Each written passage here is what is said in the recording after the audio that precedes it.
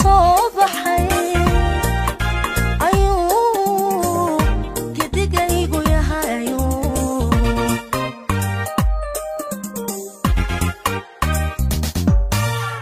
gumburaha balkiisu ku ahoo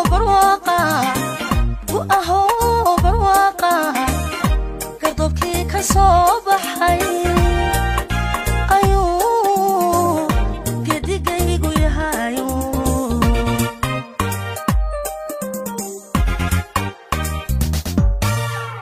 anigi go'aygi